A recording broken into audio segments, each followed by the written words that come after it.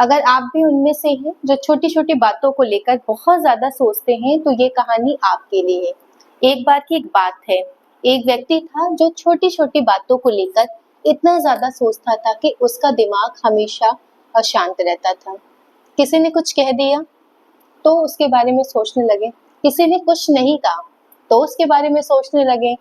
फिर पूरा दिन उसका इसी में निकल जाता, उसने ऐसा क्यों कहा, वो मेरे बारे में क्या सोच रहा होगा। बस उसका दिमाग हर वक्त कुछ न कुछ सोचता रहता था।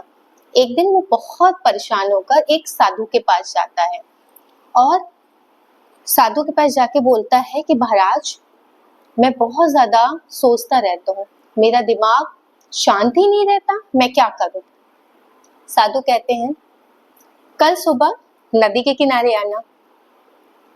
अगली सुबह वो व्यक्ति नदी के किनारे पहुंचता है और वो नदी के किनारे जब वो पहुंचता है तो वो देखता है कि साधु वहां पहले से ही मौजूद रहते हैं।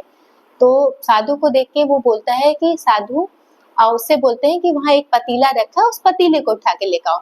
जब और उस पतीले को जब वो उठा के लेके आता है तो वो बोलते हैं कि उस पतीले में पानी भर के लेके आओ।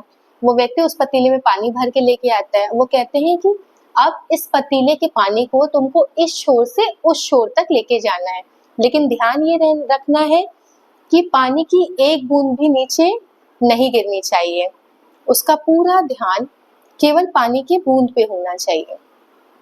तो व्यक्ति बहुत खुश होता है, वो सोचता है कि आज तो मेरी समस्या का समाधान मिल जाएगा, मैं इस छोर से उस छोर जाऊंगा, मेरी समस्या का समाधान मिल जाएगा। तो वो पूरा ध्यान लगा के पतीले को लेके आता है और पतीले की पानी पे उसका पूरा ध्यान रहता है कि पानी की एक बूंद भी ना गिरे। फिर वो रास्ते में जाता है, रास्ते में बहुत से लोग मिलते हैं, कोई उसको हाय हेलो करता है, कोई उसका हाल चाल पूछता है, बच्चे खेलते रहते हैं, बहुत सारी चीजें रास्ते में होती रहती हैं। लेकिन उस व्यक्ति का पूरा ध्यान कहाँ रहता है, अपने पतीले पे रहता है कि पतीले से एक बूंद भी पानी की नीचे नहीं गिरनी चाहिए। अब वो व्यक्ति पूरा ध्यान पतीले पे लगाया रहता है। फिर वो बहुत ध्यान से एक छोर से दूसरे छोर पहुंच भी जाता है। जब वो एक छोर से दूसरे छोर पहुंच जाता है तब वो महाराज जी को वहां देखता है, साधु को देखता है। तो साधु से बोलता है कि महाराज जी, मैं आ गया और अब आप मुझे अब मेरी समस्या का समाधान बताइए कि मैं अपनी इस समस्या से कैसे बाहर निकलूं। महाराज जी मुस्कुराते हैं और बोलते हैं, अच्छा मुझे ये बताओ कि रास्ते में तुम्हें कौन कौन मिला। तो उसने कहा मुझे याद नहीं है, क्योंकि मेरा पूरा ध्यान किस पे था, मेरे पतीले पे था। और वो पतीला क्या था कि मुझे देखना था कि उसकी पानी की एक बूंद भी नीचे ना गिरे। तो महाराज जी मुस्कुराते हैं और फिर वो बोलते हैं कि समस्या का समाधान यही है।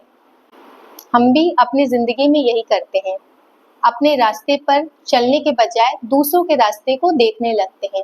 वो क्या कर रहे हैं, वो मुझसे आगे क्यों हैं, वो मेरे बारे में क्या सोच रहे हैं, और इन सब चीजों में हम अपनी ही जिंदगी से डिस्ट्रैक्ट होते चले जाते हैं।